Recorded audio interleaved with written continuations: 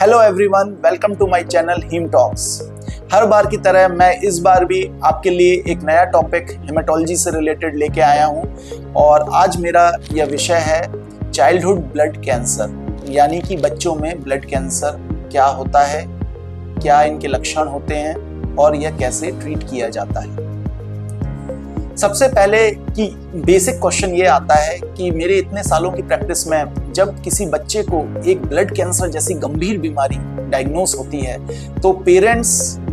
के पैरों के नीचे से जमीन सरक जाती है। वो उनका पहला सवाल ये होता है कि डॉक्टर साहब, इतने छोटे बच्चे को क्या ब्लड कैंसर हो सकता है? ये कैसी बात कर रहे हैं आप? तो मैं आप सभी श्रोताओं को ये बताना चाहूंगा कि बच्चों में एक विशेष किस्म का ब्लड कैंसर होता है जिसको हम लोग एक्यूट लिम्फोब्लास्टिक ल्यूकीमिया कहते हैं और ये one of the most common blood cancers है। इवन कि 2 साल से लेकर 10 साल की आयु के बच्चों में ये सबसे कॉमन कैंसर पाया जाता है और अक्सर काफी केसेस इस चक्कर में डायग्नोस ही नहीं हो पाते क्योंकि ना तो पेरेंट्स इस बात पे यकीन कर पाते हैं कि उनके बच्चे को ब्लड कैंसर हो सकता है और ना ही डॉक्टर का कहने का मतलब है फिजिशियन, कि जो लोकल फिजिशियन उनको देख रहा है वो ये अनुमान लगा पाता है कि इतनी गंभीर बीमारी बच्चे को हो सकती है। तो इस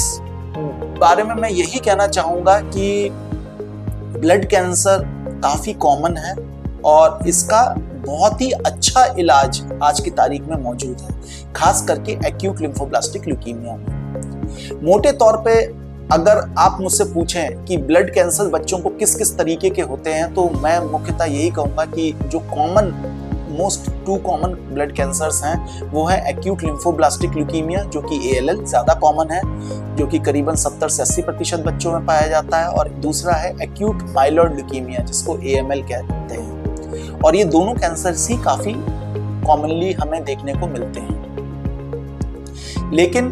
दूसरा सवाल मरीजों का ये होता है कि इतने छोटे बच्चे को ब्लड कैंसर होने का कारण क्या है, ऐसा क्यों हो गया? तो आज तक विज्ञान ने इतनी प्रगति कर ली है लेकिन हमें कोई डेफिनेटिव कारण इन कैंसर्स के होने का आज तक नहीं मालूम पड़ा है। जो एक कहा जाए कि कारण जो हमें बताए जाते हैं, जो आज तक हमें क्लूज मिले हैं, वो ये हैं कि कई बार कुछ वायरल इन्फेक्शंस जैसे कि EBV virus, adeno virus, parvo virus, इन इन्फेक्शंस की वजह से हमारे बॉडी में कुछ ऐसे चेंजेस होते हैं, बच्चों की बॉडी में कुछ ऐसे चेंजेस होते हैं जिससे कि ब्लड कैंसर का इंसिडेंस बहुत अधिक बढ़ जाता है। नॉर्मली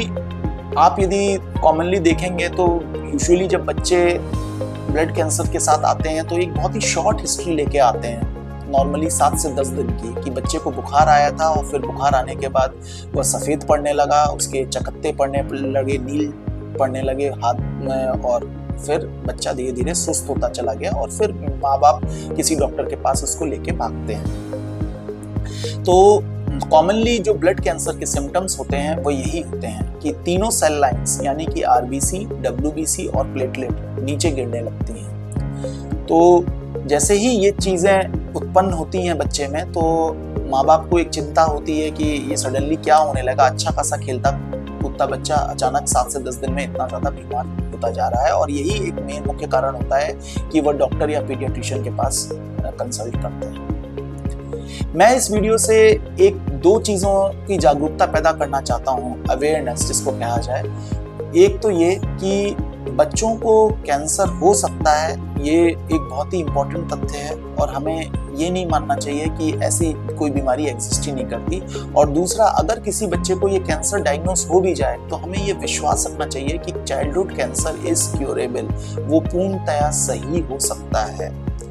पर उसके लिए एक बेसिक कंडीशन ये है कि हमें लग के उसका इलाज कराना चाहिए। यदि हम एक्यूट लिम्फोब्लास्टिक ल्यूकीमिया को ही ले लें तो आज के डेटा के हिसाब से अगर 10 बच्चों को एक्यूट लिम्फोब्लास्टिक ल्यूकीमिया डायग्नोस होता है तो हम 8 से 9 बच्चे पूर्णतया लॉन्ग टर्म सर्वाइवर बनते हैं, यानी कि cure rate is of the tune of 80 to 90%, जो कि एक किसी भी कैंसर के लिहाज से बहुत ही अच्छा है। आप ये मानिए कि मेरे कितने ट्रीट किए हुए बच्चे आज डॉक्टर, इंजीनियर बन चुके हैं, एक नॉर्मल लाइफ जी रहे हैं। तो अगर हम ये विश्वास रखते हैं कि ये कैंसर को हम ट्रीट कर सकते हैं, तभी हम आगे का ट्रीटमेंट करा पाते हैं सफलतापूर्वक। लेकिन अगर यदि फैमिली को ही इस बात का विश्वास ना हो कि कैंसर क्यूरेबल है, तो फिर आगे का इलाज कराना और भी दुर्लभ होता चला जाता है। दूसरा, लोगों का ये भ्रांतियां हैं कि यदि बच्चे को ब्लड कैंसर डायग्नोस हुआ तो बोन मैरो ट्रांसप्लांट से बच्चा बिल्कुल सही हो जाता है।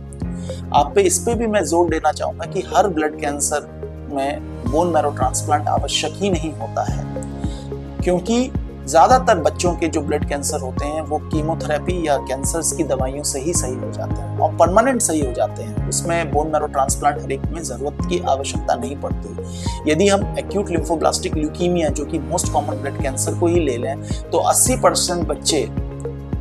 खाली कीमोथेरेपी या दवाइयों से सही हो जाते हैं। केवल 20% बच्चों को ही बोन मैरो ट्रांसप्लांट की जरूरत पड़ती है। सिमिलरली, यदि हम दूसरा एक्यूट माइलॉइड ल्यूकीमिया की बात करें तो 60% बच्चे कीमोथेरेपी से सही हो जाते हैं, 40% को ही बोन मैरो ट्रांसप्लांट की जरूरत पड़ती है। तो हर ब्लड कैंसर में बोन मैरो ट्रांसप्लांट की जरूरत बच्चों में नहीं पड़ती है और कीमोथेरेपी से बहुत अच्छा इलाज संभव है। तीसरा इंपॉर्टेंट क्वेश्चन जब पेरेंट्स मुझसे पूछते हैं कि डॉक्टर साहब हम इलाज तो करा लें, आपकी इन बातों को चलिए मान लेते हैं कि बच्चे को हम यदि लग के इलाज कराएं तो हमारा बच्चा सही हो जाएगा,